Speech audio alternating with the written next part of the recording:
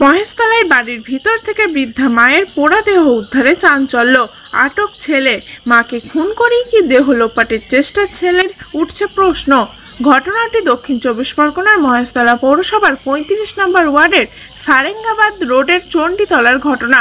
Police এবং স্থানীয় সূত্রে জানা গিয়েছে, চণ্ডীতলা এলাকাতেই নিজেদের বাড়িতেই থাকতেন 70 বছর বয়সী মা বিজলি ঘোষ এবং 49 বছর বয়সী তার ছেলে সঞ্জয় ঘোষ।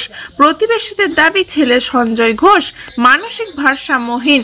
তাদের এও দাবি, প্রতিদিন ওই বৃদ্ধার গলার আওয়াজ তারা শুনতে পেলেও দুদিন ধরে তার কোনো প্রকার আওয়াজ শুনতে পাওয়া যাচ্ছিল না। এমনকি ঘরের দরজা জানলাও খোলাই হচ্ছিল না। জানা গিয়েছে, বেশ কিছুদিন আগে গুণধর ছেলে মাকে মেরে হাত ভেঙে দিয়েছিল। শুক্রবার সকাল থেকে স্থানীয়রা পচা গন্ধ অনুভব করতে থাকে। উৎসাহী কিছু প্রতিবেশী ওই বৃদ্ধার ঘরের দরজা নক করলেও কেউই কোনো প্রকার উত্তর দেয়নি। পচা গন্ধের উৎস সন্ধান করতে না করতেই সন্ধ্যাবেলায় হঠাৎই রহস্যজনকভাবে বাড়ির ভিতর থেকে ধোঁয়া দেখতে পায় স্থানীয়রা। এরপরই খবর দেওয়া হয় দমকলে এবং মহেশতলা থানায়। খবর পেয়ে ঘটনাস্থলে পৌঁছায় দমকলের একটি ইঞ্জিন এবং মহেশতলা থানার পুলিশ। পুলিশ পৌঁছে বাড়ির দরজা ভেঙে ভেতরে ঢুকে মা বিজলি ঘোষকে জ্বলন্ত অবস্থায় দেখতে পায়।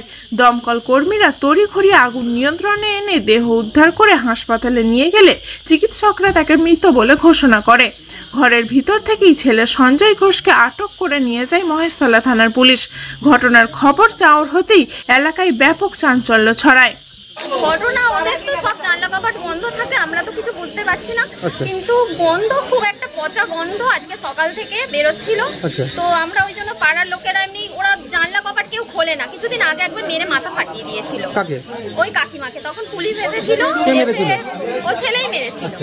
পুলিশকে বলেছিল যে ওর মাথাটা গন্ডগোল হয়ে গেছে, ও আমায় মেরেছে। তো সেরকম পুলিশ বলেছিল যে পরে যদি আবার চিৎকার করে, ও রোজই পাগলের মতো চিৎকার করে।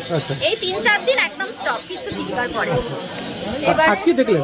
আজকে ও ছেলেকেই দেখেছি, 3-4 দিন ধরে কাকিমাকে দেখতে পাইনি।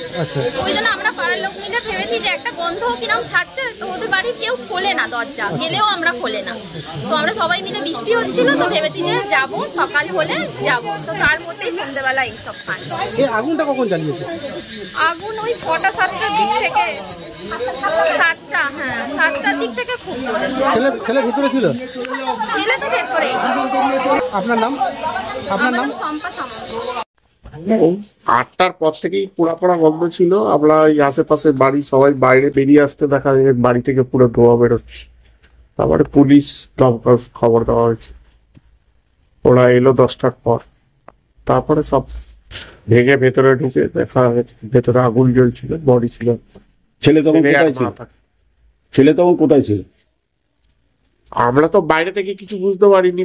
বাইরে থেকে অনেকবার সবাই আওয়াজ দেওয়া হয়েছে, করেছে, কেউই দরজা খোলেনি। চারিদিক থেকে দরজা সব বন্ধ ছিল, তালা দেওয়া ছিল। এখন ভেতরে কি হয়েছে সেটা তো বলতে পারবো না। আপনার ছেলের তো মাথা খারাপ ছিল, এর আগেও অনেক ঝামেলা হয়েছে। ছেলে আর মা থাকতো, আর কেউ নেই? না, কেউ নেই। সমুদ্র। স্থানীয় মানুষের মুখে মুখে শোনা যায়, তাহলে কি মাকে মেরেই দিয়েছিল সঞ্জয়? প্রমাণ লোপাটের উদ্দেশ্যেই কি আগুন জ্বালানো, উঠছে প্রশ্ন। গোটা ঘটনার তদন্ত শুরু করেছে মহেশতলা থানার তদন্তকারী আধিকারিকরা। ডায়মন্ড হারবার জেলা পুলিশ সূত্রে জানা গিয়েছে, প্রাথমিক পর্যায়ে সঞ্জয় পুলিশকে জানিয়েছে ইলেকট্রিক শর্ট সার্কিট থেকেই আগুন লেগেছে। আপাতত সম্ভাব্য সমস্ত দিক খতিয়ে দেখেই তদন্ত শুরু করেছে মহেশতলা থানার পুলিশ।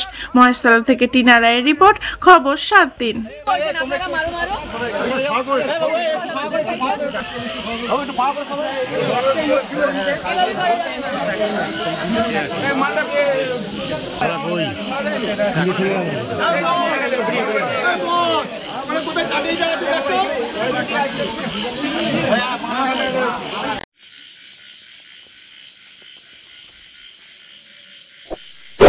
এমনই তাজা ও গুরুত্বপূর্ণ খবর পেতে খবর 7 চ্যানেলটি সাবস্ক্রাইব করুন এবং নোটিফিকেশন পেতে বেল আইকনটি টিপুন।